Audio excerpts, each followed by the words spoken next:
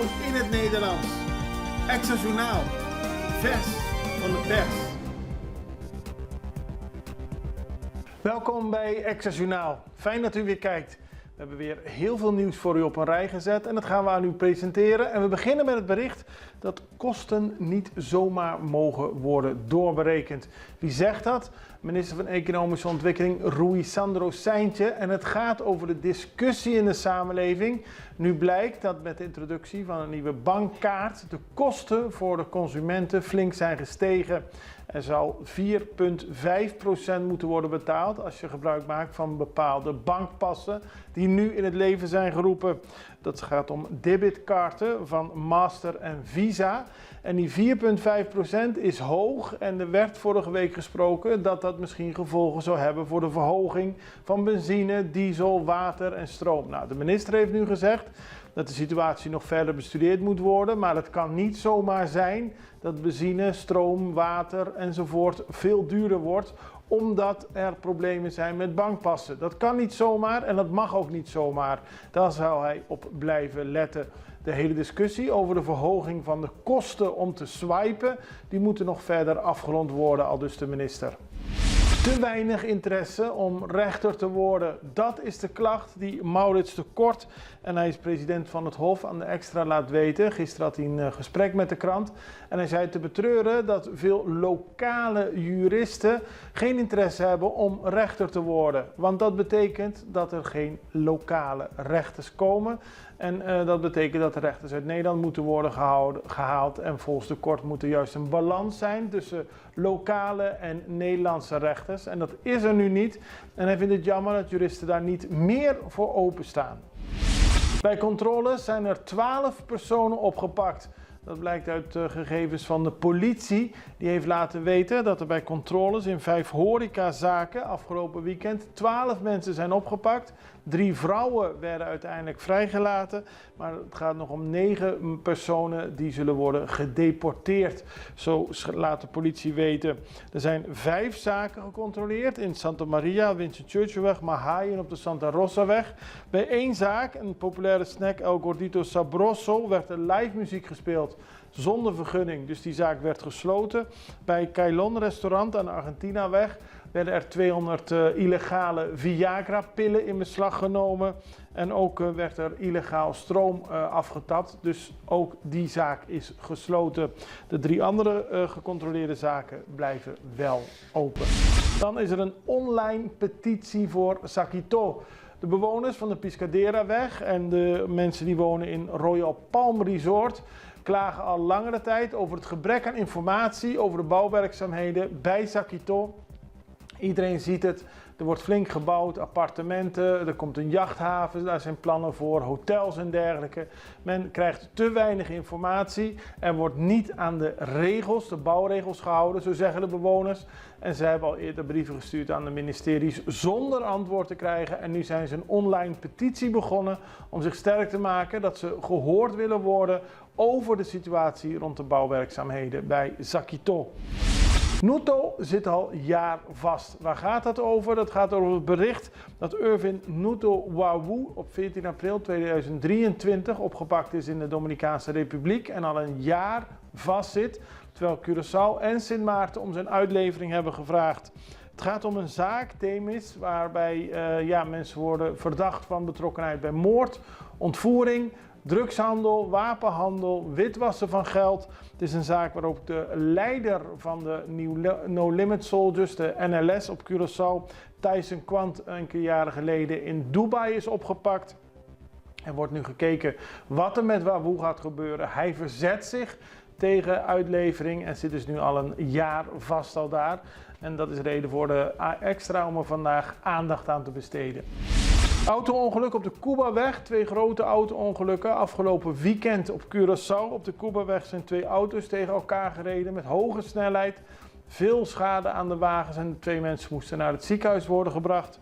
Op Barber reed een motorrijder tegen een auto aan nadat de auto geen voorrang had gegeven aan de motorrijder. Gelukkig raakte niemand ernstig gewond, maar er zijn wel flinke schade aan de voertuigen. En dan Marche Seu op Bandabao. En daarmee is nu de periode van de parades van Seu afgelopen. Gisteren dus de afsluitende parade in Bandabao. Kleurrijk, veel mensen, ook toeristen, veel lokale mensen kwamen kijken naar de Marcha di Seu. En op 1 april was die al hier in Bandariba geweest. Maar daarmee is dus het einde gekomen aan de parades van het oogstfeest. Wij gaan even naar een break en zijn zo bij u terug.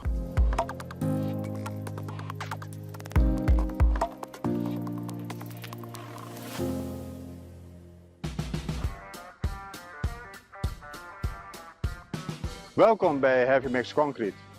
Heavy Mix Concrete is in 2009 opgericht door de familie Vieira. Toentertijd bestond de vloot uit 4 betonmixers, 1 pomptruck en een hele simpele betonplant. Maar kijk nu wat het is geworden.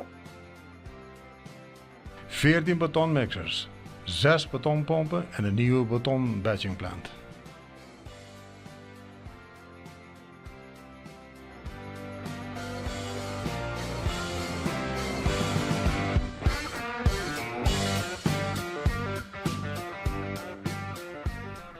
Bij onze nieuwe batchingplant vindt de menging plaats in de mixer van de betoncentrale en niet in de truckmixer.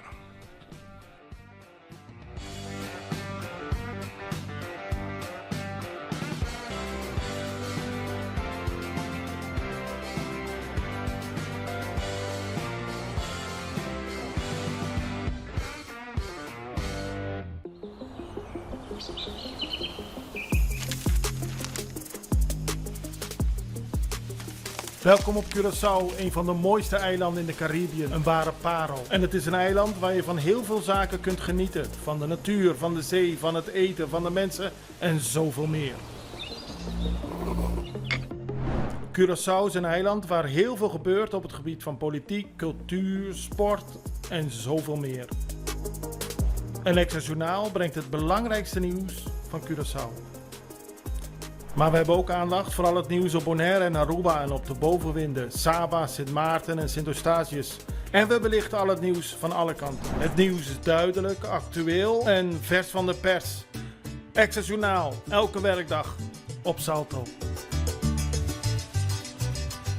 Op Curaçao zijn we de hele dag bezig met het maken van Extra Journaal. Volg ons op je favoriete Amsterdamse zender, Tauro.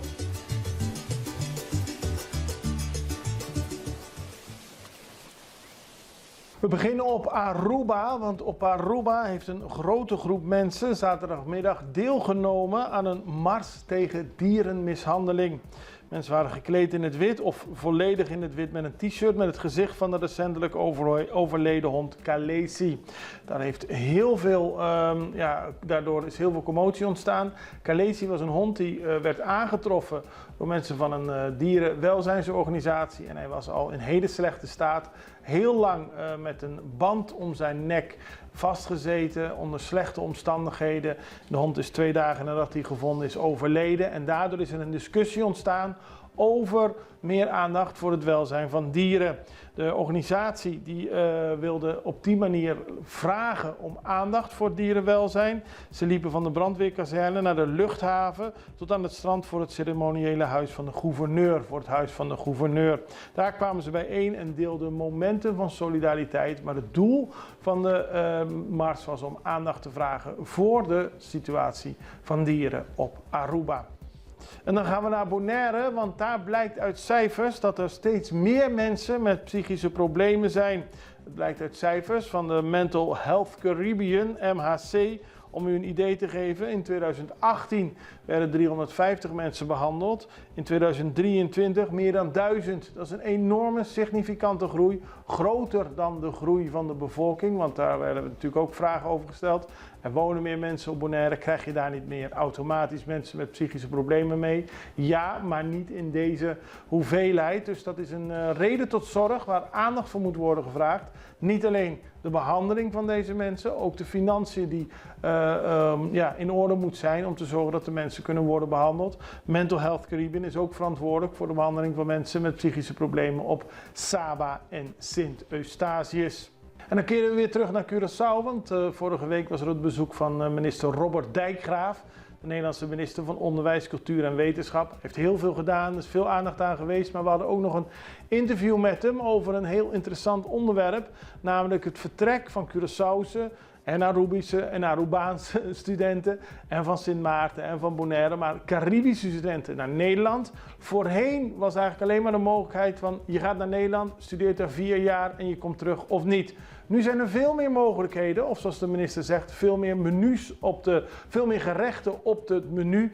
Er zijn veel meer mogelijkheden, bijvoorbeeld alleen een stage lopen of Nederlandse studenten die een stage komen lopen hier of een deel van je studie in Nederland of online volgen. En die uitbreiding van het menu is goed, omdat niet voor iedereen die optie van naar Nederland, wonen op jezelf voor 4 jaar en dan kijken of je het redt. Dat is niet voor iedereen de ideale oplossing. Kijk even naar het interview met minister Robert Dijkgraaf. Ja, ik denk de toekomst is, als we kijken over hoe we de uitwisseling van studenten, dat we eigenlijk een menu hebben met heel veel goede gerechten erop. Hè? En standaard was inderdaad van... Men komt Hutspot was standaard. Hutspot, stampot. We gingen van dat je maar in Nederland ging studeren. En dan, dat is nog steeds een belangrijke mogelijkheid. Hè? Dus dat is gewoon heel mooi. Het is een extra optie die je hebt als je hier op de eilanden woont.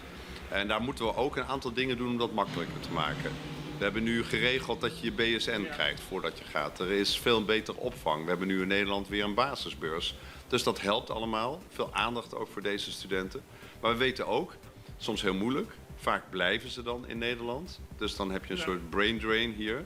Of het gaat slecht of het gaat te goed eigenlijk. Eigenlijk wel. En daarvoor denken we moeten andere dingen op het menu hebben. We hebben nu een Koningsrijksbeurs geïntroduceerd. Daarmee kunnen studenten tot aan een half jaar, van 2 tot 6 maanden, naar Nederland gaan. Hebben ze wel die internationale ervaring. Zonder dat je helemaal moet verkassen.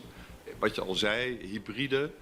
Online kan je dingen doen. Het is ook heel belangrijk dat studenten in Nederland misschien een stage hier lopen. En daarmee leer je meer van elkaar. Want we denken die internationale ervaring, of die ervaring binnen het Koninkrijk, is enorm toegevoegde waarde voor studenten. Je leert dat de wereld groter is. Je leert ander soort culturen, andere mensen kennen. Dus het is wel een groot geschenk. Maar nogmaals, we hadden het eigenlijk alleen maar in 1 afmeting. En nu gaan we gewoon kijken, kunnen we daar wat meer flexibeler in zijn? En zeker als het zo is dat studenten niet echt helemaal hun hele studie in Nederland gaan doen, dan blijven ze ook wel voor het eiland behouden. Ja. We willen er ook heel nadrukkelijk het mbo in betrekken. Je ziet mbo-studenten die willen bijvoorbeeld dan een stage doen. Dat kan ook heel mooi. Ik ga gewoon een paar maanden bij een leerbedrijf in Nederland werken. Ja. Heb je ook die internationale ervaring. Maar je kan gewoon mooi hier je diploma halen. Allemaal, denk ik, wegen om het gewoon... dat menu met al die verschillende items erop, dat is nu wel beschikbaar voor studenten hier op Curaçao en op de eilanden. En ik denk dat is echt een grote stap voorwaarts. En dan eindigen we in Amerika, want daar zal voor de eerste keer in de Amerikaanse geschiedenis een strafzaak beginnen tegen een oud-president. En het gaat om Donald Trump. Donald Trump staat vandaag in New York terecht voor het sjoemelen met zakelijke documenten om te verhullen dat hij zwijggeld heeft betaald aan pornoactrice Stormy Daniels. Trump kan een jarenlange gevangenisstraf krijgen als hij schuldig wordt bevonden. Het proces kan tot 2 maanden duren en vandaag worden eerste juryleden geselecteerd. Tegen de oud-president zijn 34 aanklachten ingediend.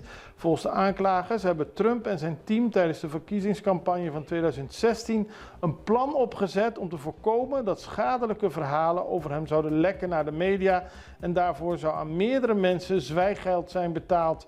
Onder meer aan Stormy Daniels, die had een verhouding met Trump, in ieder geval een eenmalige verhouding.